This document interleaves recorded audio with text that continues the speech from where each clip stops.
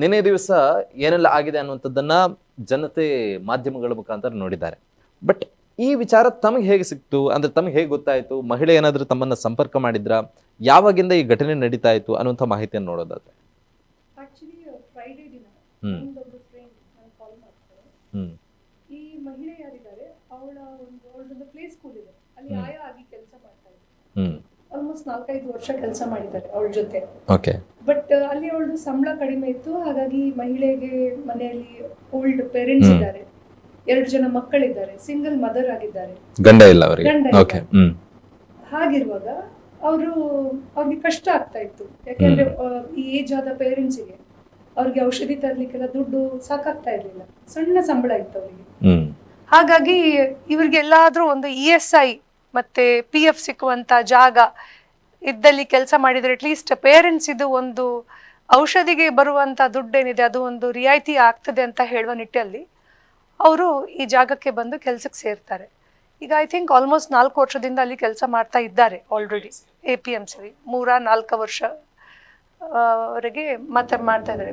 So ಆ lady ಪದೇ ಪದೇ ನನ್ನ ಫ್ರೆಂಡ್ಗೆ ಫೋನ್ ಮಾಡಿ ಹೇಳ್ತಾ ಇದ್ರಂತೆ, ಅವನು ಈ ರೀತಿ ಟಚ್ ಮಾಡ್ತಾನೆ, ಆಫರ್ ಕೊಡ್ತಾನೆ ಕೆಲಸ, ನಾನು ಅವನಿಗೆ ಒಪ್ಪಲಿಲ್ಲ ಅಂತ ಹೇಳಿ ನನ್ನನ್ನು ಆ್ಯಕ್ಚುಲಿ ಮೊದಲು ನನಗೆ ಈಸಿ ಕೆಲಸ ಇತ್ತು, ಫೈಲ್ ಎಲ್ಲ ಕೊಂಡೋಗುವಂಥದ್ದು, ಅಲ್ಲಿ ಫೈಲ್ ಕೊಡುವಾಗ ಮುಟ್ಟೋದೆಲ್ಲ ಮಾಡ್ತಾ ಇದ್ದ. ಬಟ್ ನಾನು ಅದಕ್ಕೆ ಸ್ಪಂದಿಸಲಿಲ್ಲ ಅಂತ ಹೇಳಿ ಅವನನ್ನು ತೆಗೆದು ಗುಡಿಸ್ಲಿಕ್ಕೆ, ಒರೆಸ್ಲಿಕ್ಕೆ, ಟಾಯ್ಲೆಟ್ಸ್ ಎಲ್ಲ ಕ್ಲೀನ್ ಮಾಡಲಿಕ್ಕೆ ಅಂತ ಕೆಲಸಕ್ಕೆ ಹಾಕಿದ್ದಾರೆ. ಬಟ್ ಅಲ್ಲೂ ನಾನು ಸ್ಯಾಟಿಸ್ಫೈ ಆಗಿದ್ದೇನೆ, ನಾನು ನನ್ನ ಕೆಲಸ ಮಾಡ್ತಾ ಇದ್ದೇನೆ. ಯಾಕೆಂದ್ರೆ ನನಗೆ ದುಡಿಬೇಕು, ನನ್ನ ಮಕ್ಕಳನ್ನ ಸಾಕಬೇಕು, ನಮ್ಮ ಅಪ್ಪ ಅಮ್ಮನ ನೋಡಬೇಕು, ಜವಾಬ್ದಾರಿ ಇದೆ. ಕೆಲಸ ಬಿಟ್ಟು ಹೋದ್ರೆ ಮತ್ತೆ ನನಗೆ ಗತಿ ಇರಲ್ಲ. ಹಾಗಾಗಿ ನಾನು ಈ ಕೆಲಸನೂ ಖುಷಿಯಲ್ಲಿ ಮಾಡ್ತಾ ಇದ್ದೇನೆ, ಬಟ್ ಅದನ್ನು ಅವನಿಗೆ ಸಹಿಸ್ಕೊಳ್ಳಿಕ್ಕೆ ಆಗ್ತಾ ಇಲ್ಲ. ಮೊನ್ನೆ ಕರೆದು ನನ್ನ ಹತ್ರ ಈ ರೀತಿ ಹೇಳಿದ್ದಾನೆ.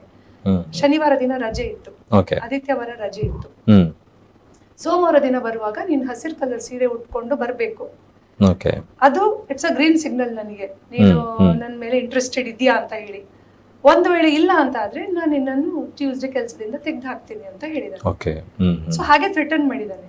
ಯೂಶ್ವಲಿ ಈ ಲೇಡೀಸ್ಗೆ ಯಾವ ರೀತಿ ಇರ್ತದೆ ಅಂದ್ರೆ ಮೈ ತುಂಬಾ ರೆಸ್ಪಾನ್ಸಿಬಿಲಿಟೀಸ್ ಇರ್ತದೆ. ಖಂಡಿತ. ಈ ಕಡೆ ಕೆಲಸ ಬಿಟ್ರೆ ಮನೇಲಿ ಕೂತ್ಕೊಂಡ್ರೆ ಹೊಟ್ಟೆ ತುಂಬಲ್ಲ, ಕೆಲಸ ಮಾಡ್ಲೇಬೇಕು. ಆದ್ರೆ ಯಾರ್ಯಾರನ್ನು ಮುಟ್ಟಿಸ್ಕೊಂಡು ಕೆಲಸ ಮಾಡೋದು ಅದಷ್ಟು ಸುಲಭದ ಕೆಲಸ ಅಲ್ಲ. ಯಾರು ಮಹಿಳೆಯರು ಅಂತ ಕೆಲಸಕ್ಕೆ ಒಪ್ಪುದಿಲ್ಲ. ಅಲ್ಪ ಸ್ವಲ್ಪ 1% ಜನ ಇರ್ಬೋದು, ಇಲ್ಲ ಅಂತ ನಾನು ಹೇಳಲ್ಲ. ಸೊ ಈ ಸಂದರ್ಭದಲ್ಲಿ ಆ ಲೇಡಿ ಏನ್ ಮಾಡೋದಂತ ಗೊತ್ತಾಗ್ಲಿಲ್ಲ. ಹೊರಗಡೆ ಬಂದು ಈಗ ಹೇಳ್ಕೊಂಡ್ರೆ ದೊಡ್ಡ ಇಶ್ಯೂ ಆಗುತ್ತೆ. ಇಶ್ಯೂ ಆದ್ರೆ ಮನೇಲಿ ಗೊತ್ತಾಗುತ್ತೆ. ಮನೇಲಿ ಗೊತ್ತಾದ್ರೆ ಮನೆಯವರು ಇವರ ಸೇಫ್ಟಿ ಬಗ್ಗೆ ಯೋಚಿಸ್ತಾರೆ. ಇವ್ರ ಮಕ್ಕಳೇನು ತುಂಬಾ ಸಣ್ಣ ಮಕ್ಕಳಲ್ಲ, ಮಗಳಿಗೆ ಆಲ್ರೆಡಿ PUC ಅಲ್ಲಿ ಇದ್ದಾಳೆ. ಹಾಗಿರುವಾಗ ಮನೆಯವರು ಅಪ್ಪ ಅಮ್ಮನೂ ಇವ್ರನ್ನ ಕೆಲ್ಸಕ್ಕೆ ಹೋಗ್ಲಿಕ್ಕೆ ಬಿಡಲ್ಲ. ನಿನ್ ಮನೆಯಲ್ಲಿರು, ಏನಾದ್ರು ಮಾಡಿ ಬದುಕು ಅಂತ ಹೇಳ್ತಾರೆ. ಸೊ ಏನ್ ಮಾಡೋದಂತ ಗೊತ್ತಾಗ್ಲಿಲ್ಲ. ಸೊ ಅವ್ರ ಫಸ್ಟ್ ಕಂಡೀಷನ್ ಏನಿತ್ತಂದ್ರೆ, ನನ್ನನ್ನು ಎಕ್ಸ್ಪೋಸ್ ಮಾಡಬೇಡಿ, ಬಟ್ ವಿಷಯ ಬರ್ಬೇಕು ಹೊರಗಡೆ. ಈ ರೀತಿ ಮಾಡಿದ್ರೆ ಅದಕ್ಕೆ ನಾನು ಅವ್ರಿಗೆ ಫಸ್ಟ್ ಒಂದು ಧೈರ್ಯ ಕೊಟ್ಟೆ. ಕೆಲ್ಸದ ಬಗ್ಗೆ ನೀವು ತಲೆ ಕೆಡಿಸ್ಬೇಡಿ, ನಿಮ್ಗೆ PF ESI ಬೇಕಲ್ಲ, ಅದೇ ಸ್ಯಾಲ್ರಿಗೆ ಅಥವಾ ಅದಕ್ಕಿಂತ ಒಳ್ಳೆ ಸ್ಯಾಲ್ರಿಗೆ ಎಲ್ಲಿಯಾದ್ರೂ ನಾನು ನಿಮ್ಗೆ ಕೆಲ್ಸಕ್ಕೆ ಸೇರಿಸ್ತೇನೆ. ಯಾಕೆಂದ್ರೆ ಮಂಗಳೂರಲ್ಲಿ ಬೇಕಾದಷ್ಟು ಕಡೆ ಸೆಕ್ಯೂರಿಟಿ ಏಜೆನ್ಸೀಸ್ಗಳಿದೆ, ನನ್ನ ಕಾಂಟ್ಯಾಕ್ಟ್ ಇದೆ. ಎನಿವೇರ್ ಅವಳನ್ನು ಕೆಲ್ಸಕ್ಕೆ ಸೇರಿಸ್ಬೋದು, ಅದೇನು ಸಮಸ್ಯೆ ಅಲ್ಲ. ಬಟ್ ನೀನು ಈಗ ಅಲ್ಲಿ ಸರೀಸಾಗಿ ಬಿಟ್ಟು ಬಂದ್ರೆ ಏನಾಗುತ್ತೆ ಅಂದ್ರೆ ಅವ್ನು ಮತ್ತೆ ಈ ಚಾಳಿ ಅವನು ಕಂಟಿನ್ಯೂ ಮಾಡ್ತಾನೆ. ನೆಕ್ಸ್ಟ್ ಇನ್ನೊಬ್ಳು ಯಾರಾದ್ರೂ ಬರ್ತಾಳೆ, ಅವಳು ಅಸಹಾಯಕಳಾಗಿರ್ತಾಳೆ. ಆಗಿರುವಾಗ ಅವಳ ಅಡ್ವಾಂಟೇಜ್ ತಗೊಳ್ಳಿಕ್ಕೆ ನೋಡ್ತಾನೆ. ಸೊ ನೀನ್ ಹೊರಗೆ ಬರೋದಾದ್ರೂ ತೊಂದರೆ ಇಲ್ಲ, ನೀನ್ ಹೊರಗೆ ಬಂದ ಕೂಡಲೇ ನನ್ನ ಹತ್ರ ಒಂದು ಕೆಲಸ ಅಂತೂ ನಿನ್ಗೆ ಗ್ಯಾರಂಟಿ ಇದೆ. ಬಟ್ ಅವ್ನಿಗೊಂದು ಬುದ್ಧಿ ಕಲ್ಸಿ ನೀನ್ ಹೊರಗೆ ಬರ್ಬೇಕಿದ್ರೆ. ಮತ್ತೆ ಪ್ರತಿಯೊಂದು ಕಡೆ ನಾವು ಅವ್ರ ಮೈ ಮುಟ್ತಾರೆ, ಇವ್ರ ಮೈ ಮುಟ್ತಾರೆ ಅಂತ ಹೇಳಿ ಕೆಲಸ ಬಿಟ್ಟು ಬರುದು ಅದು ಮೂರ್ಖತನ. ನಾವು ಫೇಸ್ ಮಾಡ್ಬೇಕು ಲೈಫ್ ಅನ್ನು. ಈ ಇದು ಏನು ಲೈಂಗಿಕ ದೌರ್ಜನ್ಯ ಏನಿದೆ ಅದು ಎಲ್ಲಾ ಕಡೆ ಇದೆ. ಬಸ್ಸಲ್ಲಿ ಹೋದ್ರೆ ಅಲ್ಲೂ ಇದೆ, ಟ್ರೈನ್ ಅಲ್ಲಿ ಹೋದ್ರೆ ಅಲ್ಲೂ ಇದೆ, ಒಂದು ಕ್ರೌಡೆಡ್ ಜಾಗದಲ್ಲಿ ಹೋದ್ರೆ ಅಲ್ಲೂ ಇದೆ, ದೇವಸ್ಥಾನದ ಕ್ಯೂ ಅಲ್ಲಿ ನಿಂತ್ರೆ ಅಲ್ಲೂ ಇದೆ, ದೇವರ ನೋಡ್ಲಿಕ್ಕೆ ಬಂದ್ರು ಅಲ್ಲೂ ಬಿಡೋದಿಲ್ಲ, ಅಲ್ಲೂ ಇದೆ. ನಾವು ಮಹಿಳೆ ಆಗಿದ್ದನ್ನು ಹೇಳ್ತಾ ಇದ್ದೇವೆ. ನೀವ್ ಎಷ್ಟೇ ಪವರ್ಫುಲ್ ಇರಿ, ಎಷ್ಟೇ ಎಜುಕೇಟೆಡ್ ಇರಲಿ, ಅದೆಲ್ಲ ಯಾವ್ದು ಲೆಕ್ಕ ಇಲ್ಲ, ನೀವು ಮಹಿಳೆ ಅಷ್ಟೇ. ಅದು ಕೆಲವೊಂದು ಕ್ಯಾಟಗರಿ ಆಫ್ ಜನರು ಇರ್ತಾರೆ ಅಂತ, ಬಿಹೇವಿಯರ್ ಡಿಸಾರ್ಡರ್ಸ್ ಇರ್ತಾರೆ, ಸೈಕಿಕ್ಸ್ ಇರ್ತಾರೆ, ಸೈಕೋಸ್ ಇರ್ತಾರೆ, ಅಂತವ್ರನ್ನ ಏನು ಮಾಡ್ಲಿಕ್ಕೆ ಆಗುದಿಲ್ಲ. ಸೊ ಅಂತವ್ರು ಇದ್ದಾಗ ನಾವು ಅವ್ರನ್ನ ಫೇಸ್ ಮಾಡ್ಬೇಕು, ಬಿಟ್ರೆ ಆ ಜಾಗ ಬಿಟ್ಟು ಊರ್ ಬಿಟ್ಟು ಓಡೋದಲ್ಲ.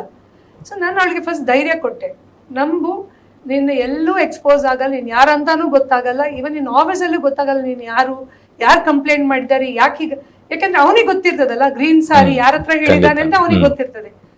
ಮತ್ತೆ ಇಂಥವ್ರು ಏನ್ ಗೊತ್ತಾ, ಮೆಂಟಲಿ ಅವರು ಅಷ್ಟು ಇವರು ವೀಕ್ ಜನರೊಟ್ಟಿಗೆ ಇಂಥ ಬಿಹೇವಿಯರ್ಸ್ ಗಳನ್ನ ತೋರಿಸ್ತಾರೆ ಬಿಟ್ರೆ ಎಕ್ಸ್ಪೋಸ್ ಆದಾಗ ಅವ್ರದ್ದು ಏನೂ ಇರುವುದಿಲ್ಲ. ಅವರಷ್ಟು ಪುಕ್ಲರ್ ಇನ್ನೊಬ್ರು ಇರುವುದಿಲ್ಲ ಆಕ್ಚುಲಿ. ಸೊ ನಾನೇನ್ ಮಾಡಿದೆ, I called up even press ಅವ್ರ ಹತ್ರನೂ ನಾನು ಹೇಳಿರ್ಲಿಲ್ಲ ಏನು ವಿಷಯ ಅಂತ ಹೇಳಿ. ನಾನು ಒಂದು ಪ್ರೆಸ್ ಮೀಟ್ ಅಂತ ಹೇಳಿದ್ದೆ. ಇವನ್ ಲೇಡೀಸ್ ಹತ್ರನೂ ನಾನು ಹೇಳಿರ್ಲಿಲ್ಲ, ವಿಷಯ ಏನಂತ ಹೇಳಿರ್ಲಿಲ್ಲ. ನಮ್ಮ ರಿಪೋರ್ಟರ್ ಕೂಡ ಹೇಳ್ತಾ ಇದ್ರು ಬರೀ ಪ್ರೆಸ್ ಮೀಟ್ ಅಂತ ಹೇಳಿದ್ರು. ಸೊ ಹಾಗಾಗಿ ನಮ್ಮ ಇನ್ನೊಬ್ರು ರಿಪೋರ್ಟರ್ ಹೋಗಿದ್ರು. ಎಲ್ಲರೂ ಅದೇ ರೀತಿ ಬಂದಿದ್ರು. ಬಟ್ ನಾನು ಕರೆದಿದ್ದೇನೆ ಅಂತ ಎಲ್ಲರೂ ಏನೋ ಒಂದು ವಿಶ್ವಾಸದಲ್ಲಿ ಬಂದಿದ್ದಾರೆ ಅಲ್ಲಿಗೆ. ಬಂದ ಮೇಲೆ ನಾನು ಅವ್ರಿಗೆ ವಿಷಯ ಹೇಳಿದೆ. ಇದನ್ನ ನಾನು ಯಾಕೆ ಹೇಳಿಲ್ಲ ಅಂದ್ರೆ, ಎಷ್ಟೋ ಸಲ ಏನಾಗುತ್ತೆ ಅಂದ್ರೆ ನಾವು ಇದನ್ನ ಫಸ್ಟೇ ಪ್ಲಾನ್ ಮಾಡ್ಕೊಂಡು ಮಾಡಿದಾಗ ಅವ್ನ ಅಲ್ಲಿಂದ ಎಸ್ಕೇಪ್ ಮಾಡ್ತಾನೆ. ಇವನ್ಗೆ ವಿಷಯನೇ ಗೊತ್ತಿಲ್ಲಲ್ಲ, ನಾವು ಬರ್ತೀವಿ ಏನೋ ಒಂದು ಇಷ್ಟು ದೊಡ್ಡ ಲೆವೆಲ್ಗೆ ಆಗುತ್ತೆ. ಅದು ಅವಳು ಗ್ರೂಪ್ ಡಿ ವರ್ಕರ್, ಅವಳ ಹತ್ರ ಯಾವ ಪವರ್ಸು ಇಲ್ಲ, ಅವಳೊಂದು ಕಾಂಟ್ರಾಕ್ಟ್ ಬೇಸ್ ಅಲ್ಲಿ ಕೆಲಸ ಮಾಡುವವಳು. ಸೊ ಇವಳು ಇಷ್ಟೆಲ್ಲ ಮಾಡ್ತಾಳೆ ಅಂತ ಹೇಳಿ ಅವ್ರ ಮನಸ್ಸಲ್ಲೂ ಅನ್ಸ್ಕೊಂಡಿರ್ಲಿಕ್ಕಿಲ್ಲ. ಯಾಕಂದ್ರೆ ಅವಳು ತುಂಬಾ ಸೈಲೆಂಟ್, ಜನನೇ ಸೈಲೆಂಟ್. ನಾವು ಅವನ ಕಚೇರಿಗೆ ಹೋಗಿ ನಾವು ಅವನ ಹತ್ರ ಮಾತಾಡಿದವಾಗ ಅವನ ಬ್ಯಾಕ್ ಗ್ರೌಂಡ್ ನಮ್ಗೆ ಗೊತ್ತಿತ್ತು. ಇದಕ್ಕಿಂತ ಮೊದಲು ಬೇರೆ ಜಿಲ್ಲೆಯಲ್ಲಿ ಬಳ್ಳಾರಿಯಲ್ಲೂ ಇಂಥದೇ ಒಂದು ಕೇಸ್ ಆಗಿತ್ತು. ಬಟ್ ಏನ್ ಗೊತ್ತಾ, ಇವರೆಲ್ಲ ತುಂಬಾ ಹೈಯರ್ ಅಫಿಷಿಯಲ್ಸ್. ಇವ್ರಿಗೆಲ್ಲಾ ರೀತಿದು ಕಾಂಟ್ಯಾಕ್ಟ್ಸ್ ಇರುತ್ತೆ, ಇನ್ಫ್ಲುಯೆನ್ಸಸ್ ಇರುತ್ತೆ, ಎಲ್ಲದು ಇರುತ್ತೆ. ಬಟ್ ನಾವು ನೋಡಿದ ಮಟ್ಟಿಗೆ he is a very polite person. ನಾವು ಅಷ್ಟು ರ್ಯಾಶ್ ಆದ್ರು, ಅಷ್ಟು ಬೊಬ್ಬೆ ಹಾಕಿದ್ರು, ಹಿ ವಾಸ್ ವೆರಿ ಕಾಮ್. ಅಂದ್ರೆ ಅವ್ರು ಅದ್ರಲ್ಲಿ ಪಳಗಿರ್ತಾರೆ, ಅವ್ರಿಗೆ ಗೊತ್ತಿರ್ತದೆ ಯಾವ ರೀತಿ ಸಿಚುವೇಶನ್ ಅನ್ನು ಹ್ಯಾಂಡಲ್ ಮಾಡ್ಬೇಕು ಅಂತ ಹೇಳಿ. ಅದ್ರ ನಂತರ ನಾನು ಮನೆಗೆ ಬಂದೆ. ಇದೆಲ್ಲ ಸಿಚುವೇಶನ್ ಆಯ್ತು. ಹಾಗೆ ಮನೆಗೆ ಬಂದೆ. ಆ ಲೇಡಿ ಹತ್ರ ಹೇಳಿದ್ದೆ ಸಂಜೆ ಹೋಗಿ ನಾವು ಪೊಲೀಸ್ ಸ್ಟೇಷನ್ ಅಲ್ಲಿ ಕಂಪ್ಲೇಂಟ್ ಕೊಡುವ ಅಂತ. ಅದಕ್ಕಿಂತ ಮೊದಲೇ ಅವ್ರು ನನ್ಗೆ ಫೋನ್ ಮಾಡ್ತಾರೆ. ಈ ಜನ ಯಾರಿದ್ದಾರೆ CH ಮೋಹನ್, ಅವ್ರನ್ನ ಫೋನ್ ಮಾಡಿ ತಪ್ಪಾಯ್ತು ಅಂತ ಹೇಳ್ತಾರೆ. ನೀವು ಅಷ್ಟೆಲ್ಲ ಐ ಮೀನ್ ಅಷ್ಟು ಮಹಿಳೆಯರ ಜೊತೆಯಾಗಿ ಹೋದಂತ ಸಂದರ್ಭದಲ್ಲಿ, ಅವರನ್ನ ಪ್ರಶ್ನಿಸಿದಂತ ಸಂದರ್ಭದಲ್ಲಿ ನನಗೂ ಆ ವಿಚಾರಕ್ಕೂ ಸಂಬಂಧನೇ ಇಲ್ಲ ಅನ್ನುವಂತ ರೀತಿಯಲ್ಲಿ ವರ್ತಿಸ್ತಾ ಇದ್ರು. ಅವ್ರು ಹೇಳ್ತಾರೆ, ಯಾಕೆಂದ್ರೆ ಪಬ್ಲಿಕ್ ಮುಂದೆ ಎಲ್ಲ ಹೇಳಿಕ್ ಬರಲ್ಲ ಅವ್ರಿಗೆ. ಅವ್ರು ಹೇಳ್ತಾರೆ, ಡಿಫೆಂಡ್ ಮಾಡೋದು ಹಾಗೆ ಅಲ್ಲ. ಈಗ ಕಳ್ಳತನ ಮಾಡಿದೆ ಅಂತ ಹೇಳಿ ಕಳ್ಳ ಅಂತ ಒಪ್ಕೊಳ್ಳೋದಿಲ್ಲ, ಒಪ್ಪೋದೇ ಇರಲ್ಲ, ಯಾರು ಒಪ್ಕೊಳ್ಳಲ್ಲ. ಅವ್ನಿಗೆ ಎಷ್ಟು ಡಿಫೆಂಡ್ ಮಾಡ್ಲಿಕ್ಕೆ ಆಗ್ತದೆ, ಅವನು ಎಷ್ಟು ಸಾಚಾ ಅಂತ ತೋರಿಸ್ಲಿಕ್ಕೆ ಆಗ್ತದೆ ತೋರಿಸ್ಕೊಳ್ತಾನೆ. ಬಟ್ ಕಾನೂನು ಅನ್ನೋದು ಓದಿದೆ, ಎಂಕ್ವೈರಿ ಅಂತ ಒಂದಿದೆ. ಅದೆಲ್ಲ ಆದಾಗ ಇವನ್ ಹಿಸ್ಟ್ರಿ ನೋಡ್ತಾರೆ. ಇವನ್ಗೆ ಇವಾಗ ಈಸ್ ಆಲ್ರೆಡಿ 55 years. ಸೊ ಈ 55 years ಅಲ್ಲಿ ಅವನೆಲ್ಲ ಒಂದ್ ಕಡೆ ಕೆಲಸ ಮಾಡಿರ್ತಾನೆ. ಅವ್ನ್ ಯಾವ ರೀತಿ ವರ್ತಿಸಿದ, ಜನ ಒಂದು ಒಪಿನಿಯನ್ ಕಲೆಕ್ಟ್ ಮಾಡೇ ಮಾಡ್ತಾರೆ. So police will get to know exactly ಏನು ವಿಷಯ ಅಂತ. ಸೊ ಬಳ್ಳಾರಿಯಲ್ಲೂ ಕೂಡ ಐ ಮೀನ್ ಈ ಹಿಂದೆ ಇದ್ದದ್ದು ಬಳ್ಳಾರಿಯಲ್ಲಿ, ಅಲ್ಲಿ ಕೂಡ ಇದೇ ರೀತಿಯಾದಂತ ಘಟನೆ ನಡೆದಿತ್ತು. ಅಲ್ಲಿಂದ ನಂತರ ಇಲ್ಲಿಗೆ ಟ್ರಾನ್ಸ್ಫರ್ ಆಗಿರುವಂತದ್ದು. ಅವ್ರು ಬಂದಿದ್ದಾರೆ ಬೇಕು ಅಂತ. ಇದು ಸೆಕೆಂಡ್ ಟೈಮ್ ಇವ್ರು ಮಂಗಳೂರಿಗೆ ಬರ್ತಾ ಇರೋದು. ಅದರ ನಂತರ ಸಂಜೆ ಏನಾಯ್ತು, 4:15 ಗಂಟೆಗೆ ನಾನು ಈ ಲೇಡಿಯನ್ನು ಹೇಳಿದೆ ಪೊಲೀಸ್ ಸ್ಟೇಷನ್ಗೆ ಕಂಪ್ಲೇಂಟ್ ಕೊಡ್ಲಿಕ್ಕೆ ಹೋಗುವ ಅಂತ ಹೇಳಿ. ಬಟ್ ಲೇಡಿ ಬರ್ಲಿಲ್ಲ. 4:30 ಆದ್ರೂ ಬರ್ಲಿಲ್ಲ.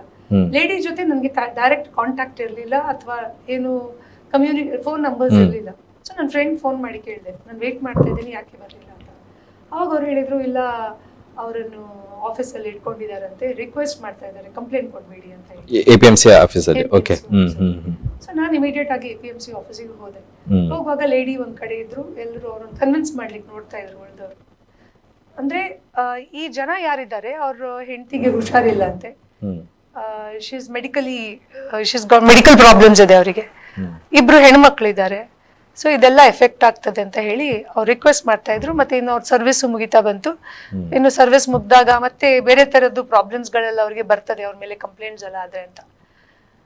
ಬಟ್ ನಾನು ಆ ಲೇಡಿಗೆ ಡಿಸಿಷನ್ ಅನ್ಬಿಟ್ಟೆ. ಯಾಕೆಂದ್ರೆ ಲೇಡಿ ಹೇಳಿದ್ರು ನನಗೆ, ಈ ವಿಕ್ಟಿಮ್ ಯಾರಿದ್ದಾರೆ ಅವ್ರು ಹೇಳಿದ್ರು, ಮೇಡಮ್ ಅವನಿಗೂ 2 ಜನ ಹೆಣ್ಮಕ್ಳಿದ್ದಾರೆ, ಅವನ ಹೆಂಡತಿಗೂ ಮನೇಲಿ ಹುಷಾರಿಲ್ಲ, ಮತ್ತೆ ಅವನು ನನಗೆ ಟ್ರೈ ಮಾಡಿದ್ದಾನೆ ಅಸಾಲ್ಟ್ ಮಾಡ್ಲಿಕ್ಕೆ ಪ್ರಯತ್ನ ಮಾಡಿದ್ದಾನೆ. ನಾನು ಅದಕ್ಕೆ ಒಪ್ಪಿರ್ಲಿಲ್ಲ. ಇವಾಗ ಅವನಿಗೆ ಹೆದರಿಕೆ ಇದೆ ಇಷ್ಟೆಲ್ಲ ಆದ್ಮೇಲೆ. ಸೊ ಅವನಿಗೆ ಒಂದು ಎಕ್ಸ್ಕ್ಯೂಸ್ ಕೊಡುವ ಮೇಡಮ್ ಅಂತ ಅವ್ರು ಹೇಳಿದ್ರು. ಎಕ್ಸ್ಕ್ಯೂಸ್ ಕೊಡುವ ಅಂತ ಹೇಳಿ ಸುಮ್ನೆ ಹಾಗೆ ಬಿಡ್ಲಿಕ್ಕೆ ಆಗುದಿಲ್ಲ. ಯಾಕಂದ್ರೆ ನೆಕ್ಸ್ಟ್ ಮತ್ತೆ ಶುರು ಮಾಡ್ಬೋದು. ಅವ್ರಿಗೆ ಹೆದರಿಕೆ ಇರ್ಬೇಕಲ್ಲ. ನಾನು ಹೇಳಿದೆ, ಆ ರೀತಿ ಎಲ್ಲ ಆಗಲ್ಲ, ಕಂಪ್ಲೇಂಟ್ ಆಗ್ಲೇಬೇಕು. ಬಿಕಾಸ್ ಇಷ್ಟೆಲ್ಲ ಸೀನ್ ಆಗಿದೆ, ಮೀಡಿಯಾದಲ್ಲಿ ಬಂದಿದೆ, ಕಂಪ್ಲೇಂಟ್ ಆಗ್ಲೇಬೇಕು. He has to face the consequence. ಮತ್ತೆ ಏನು ವಿಲ್ ಟಾಕ್, ಮಾತಾಡುವ, ಮುಚ್ಚಳಿಗೆ ಬರೆದು ಕೊಡ್ಲಿ ಅವನು, ಹೆನ್ಸ್ ಫೋರ್ತ್ ಇಂಥದ್ದೆಲ್ಲ ಮಾಡಲ್ಲ ಅಂತ ಹೇಳಿ. ಸೊ ಆ ಪ್ರಕಾರ ಸ್ಟೇಷನ್ಗೆ ಹೋಗಿ ಇವನ್ ಅವ್ರ ಮೇಲಧಿಕಾರಿಗಳು ನನಗೆ ಫೋನ್ ಮಾಡಿದ್ರು. ಅವ್ರು ಹೇಳಿದ್ರು ಈ ಲೇಡಿದು ಕಂಪ್ಲೀಟ್ ರೆಸ್ಪಾನ್ಸಿಬಿಲಿಟಿ ನಾವು ತಗೊಳ್ತೇವೆ, ಅವ್ರನ್ನ ಇಲ್ಲಿಂದ ಕೆಲ್ಸಕ್ಕೆ ತಗೊಳ್ಳಲ್ಲ, ಯಾವ ರೀತಿ ಹರಾಸ್ಮೆಂಟ್ ಆಗದೆ ನಾವು ನೋಡ್ತೇವೆ. ಮತ್ತೆ ಅವ್ರಿಗೆ ತುಂಬಾ ಈಗ ಇವನು ಏನು ಅವರನ್ನು ಪನಿಷ್ಮೆಂಟ್ ರೂಪದಲ್ಲಿ ಬೇರೆ ಕೆಲಸ ಎಲ್ಲ ಹಾಕೊಂಡಿದ್ದ ಅದೆಲ್ಲ ಯಾವುದು ಮಾಡ್ಸಲ್ಲ. ಅವ್ರು ಯಾವ್ದು ಕೆಲಸ ಇದೆ ಅದನ್ನೇ ಮಾಡ್ಲಿಕ್ಕೆ ಮತ್ತೆ ಟೈಮ್ ಟು ಟೈಮ್ ವರ್ಕ್ ಮಾಡುವಾಗೆ ನಾವು ಹೆನ್ಸ್ ಫೋರ್ತ್ ಅವನ ಹತ್ರ ಹೋಗುವಂತ ಪರಿಸ್ಥಿತಿ ಬರುವುದಿಲ್ಲ ಅವರಿಗೆ, ನಾವು ಅದನ್ನ ಮಾನಿಟರ್ ಮಾಡ್ತೇವೆ ಅಂತ ಹೇಳಿ ಮೇಲಿಂದ ನಾನು ಹೇಳಿದ್ರು. ಸೊ ಅವ್ರ ಮೇಲೆ ಭರವಸೆ ಇದ್ದು ಸ್ಟೇಷನ್ ಅಲ್ಲಿ ನಿನ್ನೆ ಸಂಜೆ ಹೊತ್ತಲ್ಲಿ ಮಾತುಕತೆ ಮಾಡಿ ಅವನು ತಪ್ಪು ಮಾಡಿದೀನಿ, ಇನ್ನು ಮುಂದೆ ಯಾವ ರೀತಿ ಮಾಡಲ್ಲ ಅಂತ ಹೇಳಿ ಒಪ್ಕೊಂಡು ಮುಚ್ಚಳಿಗೆ ಬರೆದು ಕೊಟ್ಟಿದ್ದಾರೆ. ಇದೆಲ್ಲ ಘಟನೆ ನಡೆದಿರುವಂತದ್ದು ಎಷ್ಟು ಗಂಟೆ ಸುಮಾರಿಗೆ? ನಿನ್ನೆ ಸಂಜೆ ಅರೌಂಡ್ 5 o'clock ಇಂದ ಆಲ್ಮೋಸ್ಟ್ 9:30 ವರೆಗೆ ನಡೀತಾ ಇತ್ತು ಪನ್ನಮೂರು ಸ್ಟೇಷನ್ ಅಲ್ಲಿ. ಇವನ್ ಪೊಲೀಸ್ ಆಫೀಷಿಯಲ್ಸ್ ಒಳ್ಳೆ ರೀತಿಯಲ್ಲಿ ಸ್ಪಂದಿಸಿದ್ರು. ನೋಡಿ ಕೆಲವೊಂದ್ಸಲ ಏನಾಗುತ್ತೆ ಅಂದ್ರೆ ಕೆಲವು ಸಿಚುವೇಶನ್ ಅಲ್ಲಿ ಏನೋ ಒಂದು ಆಗ್ತದೆ, ಆಗಲೇ ನಾವು ಎಚ್ಚರಿಕೊಳ್ಬೇಕು. ಸಪೋಸ್ ಈ ಲೇಡಿ ಆ ಟೈಮ್ ಅಲ್ಲಿ ಎಚ್ಚರಿಸ್ಕೊಳ್ಳಿಲ್ಲ ಅಂತ ಆಗಿದ್ರೆ ಏನೆಲ್ಲ ಆಗ್ತಾ ಇತ್ತು. ದಿನನಿತ್ಯ ಅವಳು ಮಾನಸಿಕವಾಗಿ ಅವಳು ಕುಗ್ಗಿ ಹೋಗ್ತಾ ಇದ್ಲು, ಅಥವಾ it would have gone to any extent. ಇವನು ಅಷ್ಟೇ, ಇಂಥ ಕೃತ್ಯ ಇವಳೊಬ್ಬಳ ಹತ್ರ ಅಲ್ಲ, ಎಲ್ಲರ ಹತ್ರನೂ ಅವನು ಟ್ರೈ ಮಾಡ್ತಾನೆ ಇರ್ತಾ ಇದ್ದ.